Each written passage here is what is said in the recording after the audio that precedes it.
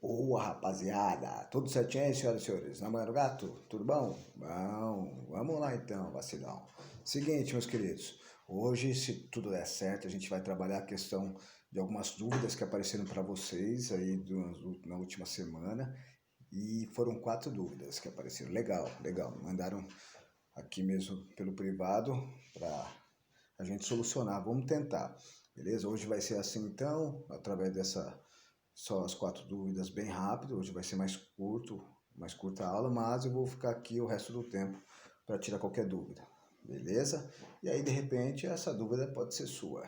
Valeu? Vamos lá, antes de eu começar, por favor, não esqueça de colocar seu nome, sobrenome e sua turma aí nos comentários, beleza? E aí eu vou tirar a dúvida nesses minutos aqui, e na próxima aula, meu chapa, a gente vai fazer a correção da apostila 3, lembrando que a apostila 3 vocês têm que entregar na próxima semana em um pé de break, não vai atrasar não, ó. Depois vai ficar falando que a culpa é minha, que eu não corrijo o bagulho. Pé de break. Bom, vamos lá. Seguinte, meus queridos, vamos trabalhar um pouquinho. Então, apareceram 4 dúvidas. Uma sobre o Egito e Mesopotâmia, uma sobre o reino de Cush, que facinho e moleza, e 2 sobre a questão dos indígenas brasileiros, beleza? Então, vamos lá conversar, se vacilar aí, ó, não dá nem 3 horas de conversa, tá bom? Vai passar rápido. Já colocou seu nome aí? Põe o nome aí, meu. Isso. Nome, sobrenome e a turma, por favor, hein? Então é o seguinte, meus queridos. A primeira questão que apareceu aqui pra gente, que foi na quinta-feira, me perguntaram sobre as semelhanças entre Egito e Mesopotâmia. Na verdade, perguntaram se eram iguais, se eles chegaram a ser governados pelo mesmo povo. Não, pelo mesmo governante. Não, povos diferentes, em épocas diferentes às vezes também, beleza? Mas que eram muito parecidos em algumas coisas. Até porque eles não estão distantes. Geograficamente falando, eles estão próximos. Eles estão naquela região que a gente fez uma aula onde aparece um mapa, numa região que é chamada de crescente fértil, né? Que pega lá uma região que parece uma parte da lua crescente, onde você tem alguns rios dentro dessa região. O crescente fértil é uma região que está no meio de uma área bem seca, bem desértica, mas que tem alguns rios, né? Rio Tigre, Rio Eufrates, Rio Jordão, Rio Nilo. E esses rios, eles vão ser, como eles estão no meio de uma região desértica, eles vão ser muito procurados pelos povos que habitavam essa região. E é por isso que a gente estudou eles. Essa região, na verdade, ela só vai ser estudada por nós, porque ali apareceram civilizações extremamente importantes para nós, inclusive, beleza? Então vamos lá falar um pouquinho.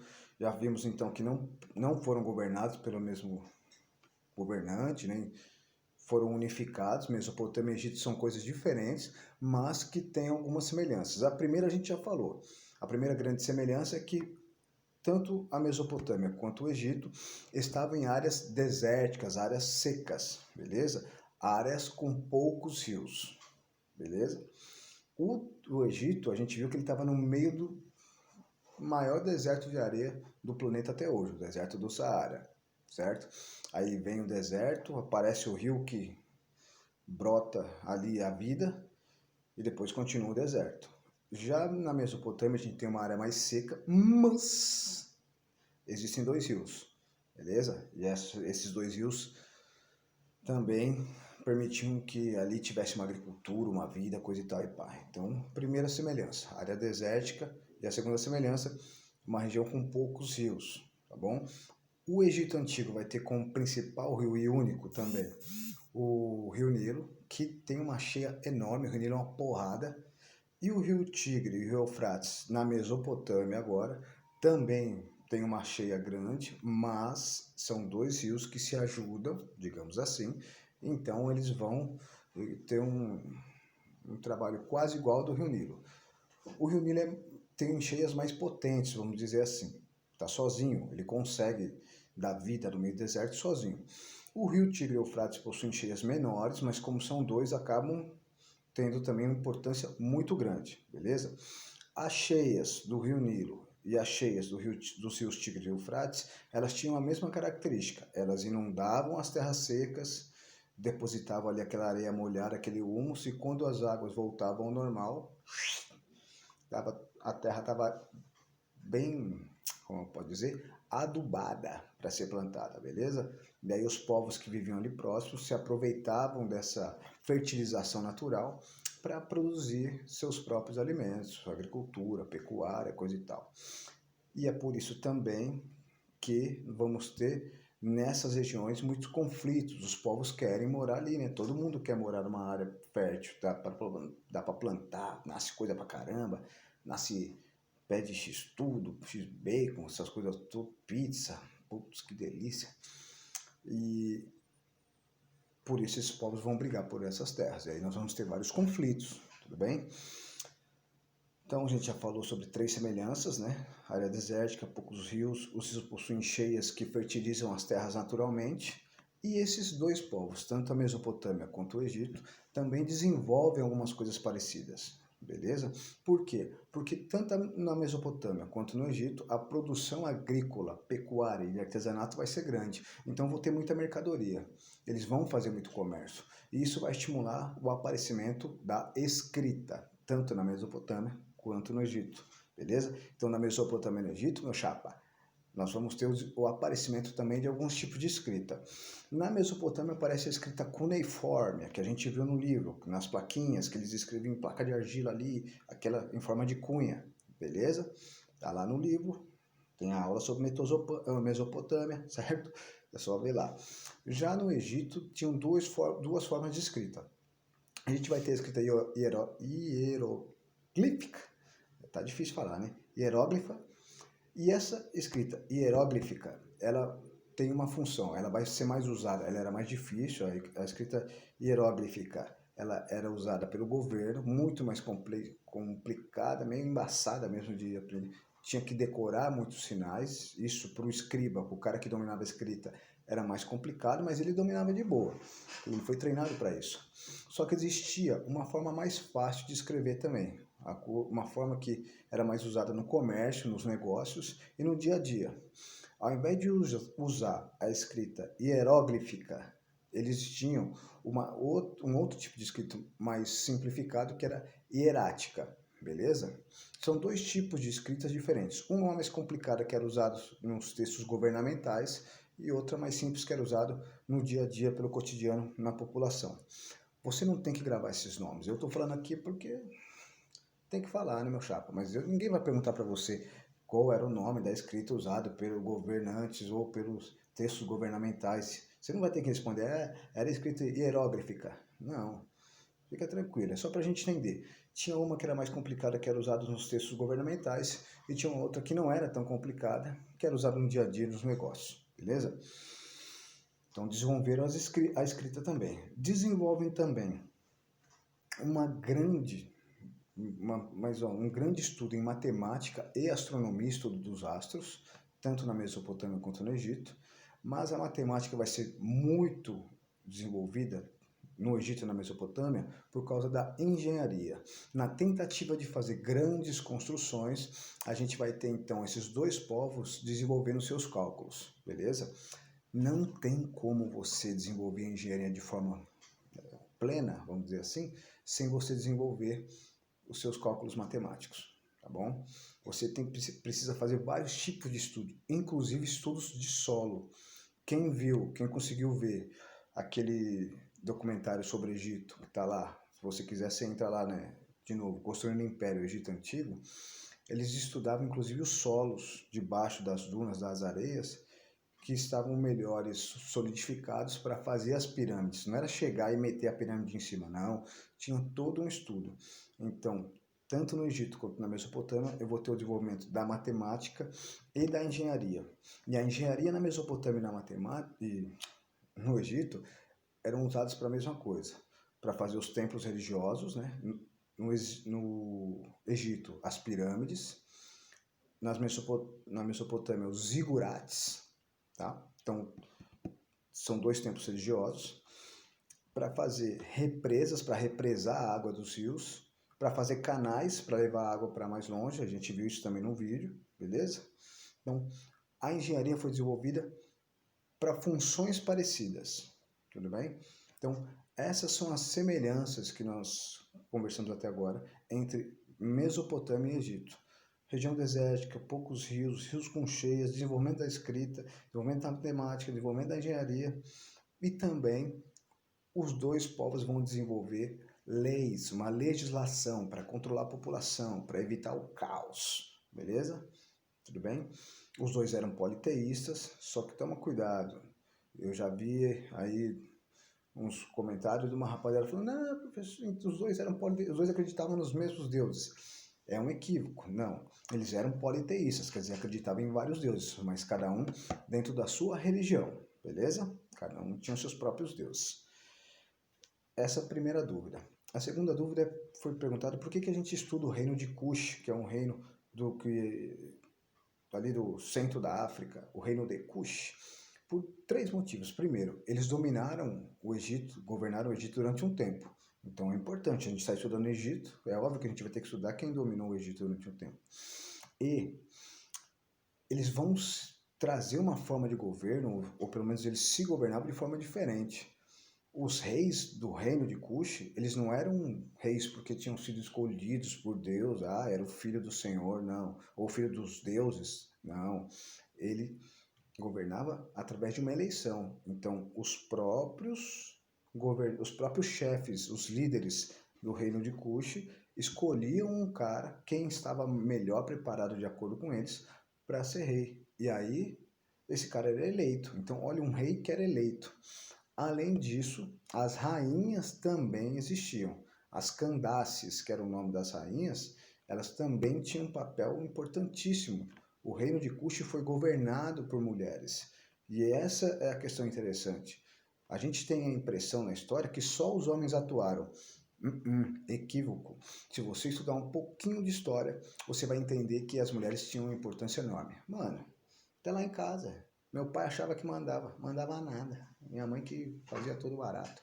Bom, e aí é desse jeito. Então o reino de Cush é importante porque eles tinham uma forma de eleição diferente e as mulheres tinham um papel legal, beleza? E eles dominaram o Egito durante um tempo. Influenciaram o Egito de certa forma, beleza? Tudo bem? A outra dúvida que apareceu é com relação aos indígenas brasileiros. Por quê?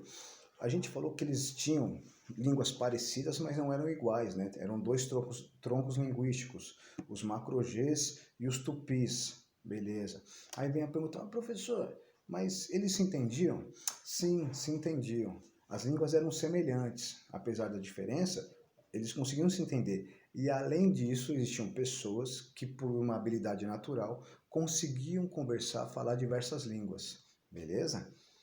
Inclusive, quando os portugueses chegam aqui no Brasil, esses caras vão conseguir aprender o português mais rápido do que outros indígenas. E aí eles vão ser os tradutores, tá bom? Então, as línguas eram diferentes, mas os indígenas se entendiam sim, até porque eles faziam comércio entre si até. Algumas tribos indígenas trocavam mercadorias, e aí você precisa entender o que o cara está falando. E vai ser desenvolvida uma comunicação, beleza? Todo mundo tentava falar o máximo de línguas possíveis. A barba tá grande, meu. Bom, outra coisinha que eu fiquei preocupado. Houve um comentário com relação ao atraso dos indígenas. Então os indígenas eram muito atrasados quando comparados ao Egito e Mesopotâmia. Tem que tomar cuidado porque atrasado para quem? Eles viviam bem aqui. Eles tinham tudo que eles queriam. Certo? Eles estavam num nível de tecnologia que para eles era bom. Eu já comentei, acho, com vocês aqui. Quem que é mais atrasado no meio de uma mata? Eu ou um indígena? Eu sou atrasadaço. Ele tem mais desenvolvimento do que eu, nesse sentido. Firmeza? Então tem que tomar cuidado, porque eles eram atrasados tecnologicamente quando comparados à vida na Europa. Mas para eles aqui, eles eram muito mais desenvolvidos do que os europeus. Eles sabiam viver com a natureza, sabiam viver com o que eles tinham aqui. Eles não precisavam destruir muita coisa, beleza? Já os portugueses, por exemplo, viviam aqui como? Os europeus utilizaram os indígenas para sobreviver. Se não tivesse aqui, os caras iam ter dificuldade, beleza? Então tem que tomar cuidado, porque eles eram atrasados para a vida europeia, mas para o que eles viviam aqui, eles estavam ótimos. Eles plantavam, eles conseguiam conservar sua própria comida, inclusive, beleza? Se bem que conservar comida não era tão importante para os indígenas, porque eles tinham comida em abundância, né? Podiam pegar, tava ali, ó, plantava ali um pouquinho, dava pra caramba, tinha fruta, animais. Então, a conserva dos indígenas não era uma coisa tão usual, não. Eles conseguiam fazer também suas próprias moradias. Se você prestou atenção na aula sobre os indígenas, você vai ver que, mano, os caras faziam umas ocas, as ocas, que era o nome das moradias indígenas, enormes. Isso ninguém faz sem um tipo de conhecimento. Eles não faziam um cálculo, beleza? Por quê? Porque era mais na vivência, tudo bem? Eles eram mais pedreiros do que engenheiros. E tem outra coisa também. Teve apareceu, professor, mas eles não tinham escrita. É verdade. Por que eles não desenvolveram escrita? A gente não consegue explicar muito bem, a gente não tem certeza. Mas uma das coisas que pode explicar é o fato deles fazerem comércio em pequena quantidade. Eles não tinham produções enormes, não trocavam, então, muita mercadoria, trocavam uma mercadoria ou outra, e esse comércio menor não criou a necessidade de desenvolver um tipo de escrita. Beleza? Tudo bem? Então, tá tranquilo, não preciso desenvolver escrita. Para que eu vou desenvolver se eu estou vivendo bem como eu estou? Beleza? Lá no Egito e na Mesopotâmia teve a necessidade, por quê? Porque a produção era maior, você tinha um governo que precisava controlar os impostos. Os indígenas não. Ali todo mundo vivia, todo mundo era dono de tudo. Não havia imposto nas tribos indígenas. Beleza? Tudo bem?